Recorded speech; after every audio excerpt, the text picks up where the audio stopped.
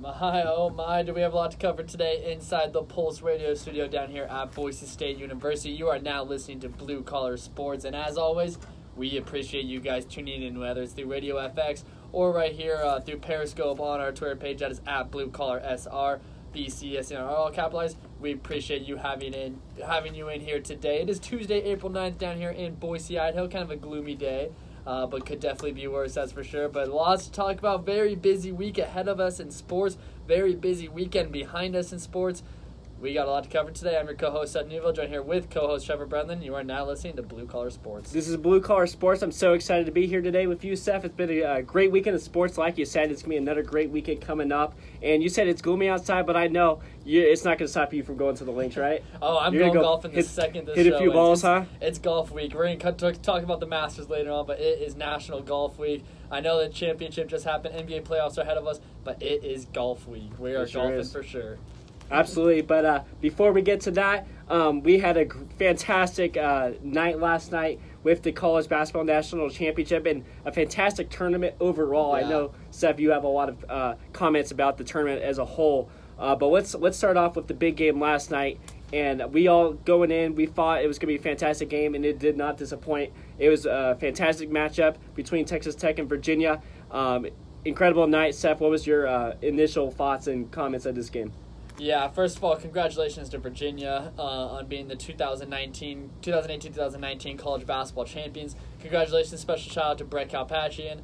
I'm a big rival with you, Brett, when it comes to sports stuff, so I don't like to congratulate you too often, but congratulations on winning our sports tournament challenge. And kind of cool, it came down between him and Cade. I know the game was fantastic itself, but this tournament was amazing too. Cade Davenport was in the lead with Texas Tech, but Brett took the lead and won it all because of Virginia's win over Texas Tech in the national championship. So just like the game itself, our tournament was fantastic as well. I believe you finished third or fourth? I believe fourth. Fourth? Yes. I think I finished seventh. So not my best out. Could have been worse. You did beat me a lot of people. 6 people. I keep beating you in that and in the NFL picks. It just seems right.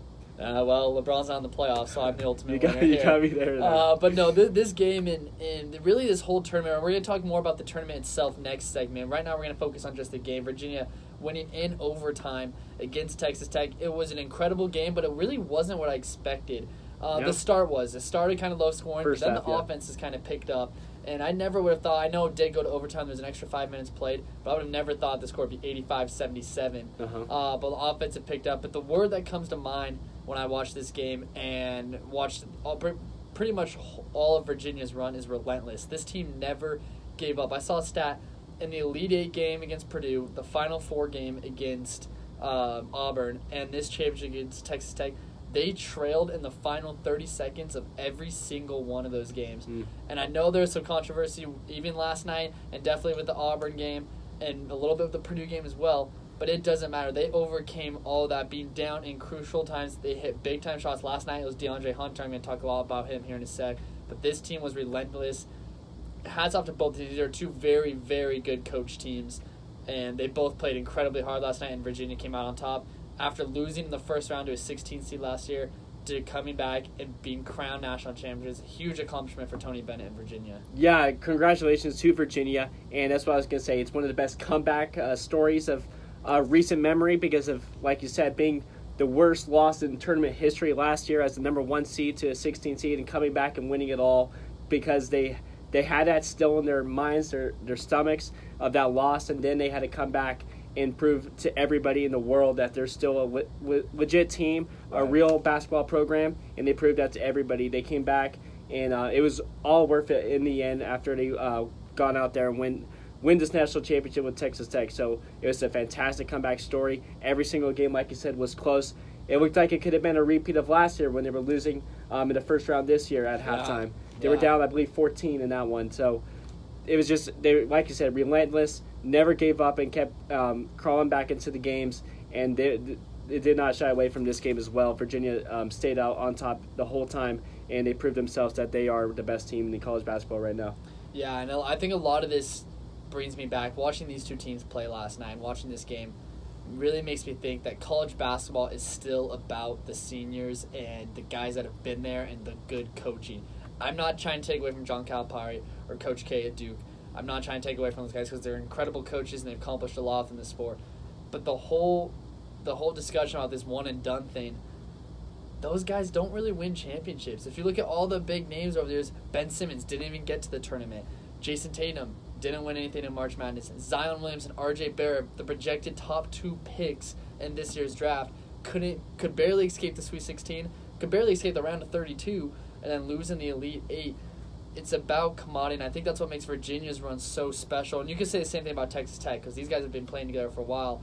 But Virginia, these guys have been through a lot together. Kyle Guy, Ty Jerome, DeAndre Hunter, all those guys were on that team last year. They were all starters on that team that lost their 16th seed, and they were able to rebuild. I think that's what makes college sports so fun, is about the brotherhood, and these guys were able to overcome it and beat crown championships. Truly a remarkable story. Yeah, I think you're exactly right. We saw Calipari get this lifetime deal now, so you can make a lot of money with bringing in players just for a year, because you could have either goals of getting players to the next level or getting players to win championships. And I think Kentucky, you're going to make a lot of money doing what he's doing, but that goal is to get the guys to the next level. Right, which he's very good at. And so he's doing that, but if you want to win national championships, you got to build team chemistry. You got to have time and practice with all the players around them. And that's what Virginia's been able to do, like you said, last year, learn from their mistakes and overcome that. Texas Tech is a very young team as well, but they've also been together. And so I think they're a program in the rise as well. So you definitely see that with all these Final Four teams, with Michigan State and Auburn as well. And I think is exactly right. I think Duke is absolutely the most talented team, but they had not been together this whole in the past before, so they don't have the time and chemistry to build like Virginia has, and that's why we see the best teams at the end that are seniors that have been there before. And while these two teams may not have the big names like those programs, there were still 2 guys in action last night that are projected to go in the top 10. And I talked about one of them going into this Final Four on our show on Thursday. I was talking a lot about Jarrett Culver. Huge fan of Jarrett Culver. He struggled in this Final Four. I thought this was a chance for him to really join the likes of R.J. Barrett and John Morant. And I think Zion's kind of locked to the number 1 pick down as of right now. Unless Phoenix gets it, could get interesting, but it looks like it's going to be Zion's going to be the number 1 pick. But I think Culver had an opportunity to join John Morant, R.J. Barrett, Cam Reddish, those guys at top. And he struggled, but one guy that really showed out for me, I know he didn't even win the Final Four most sustained player, Kyle Guy got it. And Kyle Guy had an incredible tournament, so I understand that. But DeAndre Hunter, this guy, and it makes me nervous for Jarrett Culver because I think his stock did drop a little bit. I hate to say it because he made it this far, but DeAndre Hunter's an NBA defender. He's 6'7", 6'8", 6'9", he's somewhere in that range, but he defends at an elite level, and he had 27 points last night. So he showed he could score. He reminds me a lot of Trevor Ariza. He's a 3-and-D guy. He's going to shut you down. He's going to hit threes. But last night he guarded Jarrett Culver. Jarrett Culver was 5 of 22 from the floor, 0 of 6 from 3, and I saw he was like 2 of 11 when guarded by DeAndre Hunter. And so I think DeAndre Hunter may have put himself into the top 5 conversation. Okay. He was in the lottery, somewhere between 6 and 12 going into this game. I have him above Cam Reddish. I think I have him and Jarrett Culver very close, but it worried me watching Jarrett Culver going up against a legit NBA defender and getting shut down last night. And the shot at the end of the game, that's what I really want to talk about. When DeAndre Hunter just hit a 3, it was tied 68-68. Texas Tech came down with 12 seconds left. They had 12 seconds to go score. And I like that they didn't call a timeout. I'll talk about that in a little bit. But for Jarrett Culver to shoot a contested jumper off a screen with 7 seconds left on the clock, that worried me. That was not the best look. But I mean, if it fell, it's a whole other conversation. But I thought everything has to be going towards the rim. I think I agree with you. I was looking for Culver to show up in this game too and lead this Texas Tech team to a national championship. He got off to a slow start in the first half. I remember watching the halftime show. Charles Barkley was even saying about he wants Culver to take over this game in the second half. And early on, it looked like he had that opportunity. Yeah. He was playing very well. But then, I don't know what it was. He was getting locked down by Hunter. He had a couple bad looks and bad shot selections, like you said, at the end. So it kind of worried me as well. I think Hunter is a fantastic player, great defender. We've seen some recent Virginia players go to the league and become great defenders. But what I want to say is that how clutch were – I know both of these teams were clutch, but how clutch were these players on Virginia? Yeah. Hunter made a couple huge frees, and Kyle Guy, going back to the Final Four, made those free throws in a row. That's incredible. And then comes back here and makes incredible amount of clutch shots. So and then Diakti hitting the buzzer beater against Purdue. Exactly. I mean, all of these, they have multiple guys show up in the clutch. I don't know what it is, but everybody on this team was clutch, and they just never miss. So I thought that was phenomenal. It also goes to show you that they're not just defensive teams. Both of these teams were lights out in the second half. They were making a bunch of shots. It looked like a 3-point battle near the end of that game. So it was super exciting. By the way, Virginia won 85-77 in overtime.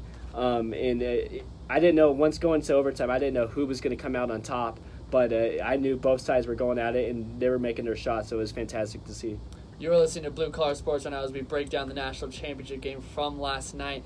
And I got a question I wanted to ask you, watching this and watching a lot of these March Madness games.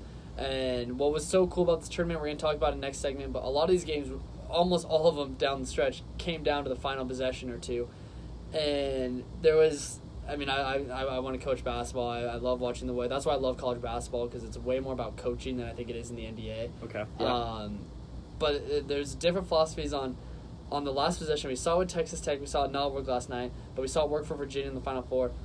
If you have a timeout left and there's 12 seconds, 10 seconds left in the game, the other team had just scored like last night, like when DeAndre Hunter hit that 3 to tie it, are you burning a timeout to draw a play, or do you want to try to catch defense off guard and let your players play? Yeah, it's a tough situation. I'm a kind of guy that wants my players to play and get the ball moving, and that is, I think it's all trust. If the coach trusts their players that they will make the right play and right opportunity, he's going to let them play. If not, you could call a timeout and build up a play, which will slow it down. But you gotta set up a play. You gotta put everybody in the right position. So it takes some time with that. And if it doesn't execute, it's usually not going to work out anyhow. So I do like letting my players play, letting them learn from their mistakes and overcome that by trusting them and making sure they'll do the right things on the court. Yeah, no, I'm 100% with you. I think I've seen a lot of people kind of attack Texas Tech for not using a timeout in that situation to run up a play. But for me, when I watch it, and it worked for Virginia in the Final Four game against Auburn, and it worked against Purdue. They didn't use a timeout down the stretch either, draw anything up. But you want to try to catch the defense off guard, especially if you just hit a big three. Like DeAndre Hunter just hit a big three. Everyone's emotional. They're not necessarily worried about, I got to go find my man. I got to match up. Right. And so it's a little frantic. So if you can catch them off guard, but that's why I think the biggest mistake in this game was Jarrett Culver shooting a contested jumper 7 seconds into that or 5 seconds into that possession, 7 seconds left on the clock. I do think you want to shoot it about 4 or 5 seconds because it allows for a chance for an offensive rebound. We saw that in the Miami Heat finals. Chris Bosh and Ray Allen. Fantastic. You want to allow for a chance at an offensive rebound or a tip-in. But to shoot a contested jumper there, you got to be going to the rim. I know he had just got swatted big time by Diakti the previous possession at the lane, so I don't know if that was still in his head or not. But shooting a jumper there, I think, really frustrated me. And it's not – there's 100 possessions that happened before that, so you can't blame it on that. But that was a very questionable call for me. Yeah, it wasn't the shot he wanted, obviously. He wanted to be big time and make the clutch shot. But that's something he's going to learn from, of course, and he's going to bring that to the next level when he gets there. And he's going to learn from those mistakes and learn that they need to get the best opportunity, the best look possible in order to tie the game or win the game with a great shot look. And that one just wasn't it. Was this one of your favorite championships you've watched over the last couple of years? It was pretty cool. I know a lot of people are on Twitter especially were saying this is a fantastic game, and it was actually absolutely great game. I think it was what built up to it, the storyline with Virginia and Texas Tech never being there either was fantastic as well. But obviously the North Carolina game a couple years ago in Nova, that was a great game as well. So there's been so many great games recently that I can't just pick one. But yeah, this one was up there. I liked it. The atmosphere felt great in Minnesota. I didn't know how it would feel, but they made the Viking Stadium feel pretty small. It looked like it was super loud. So that was a great atmosphere and a great play. So I think overall it was a great success and a great championship game. I love seeing Pat Mahomes in the stands too with the fans. He's not sitting courtside or anything. He's in there. He's with his. You see Travis Kelce right next to him. Travis Kelce was right next to him. It looked like a good time for sure. I know it didn't end the way Patrick Mahomes wanted, but hats off to Virginia. Hats off to Brett for winning our tournament challenge. What a great tournament it was, and that's what we're going to talk about coming up. Absolutely. It's been a fantastic first segment. Can't wait to get to it. Stay tuned.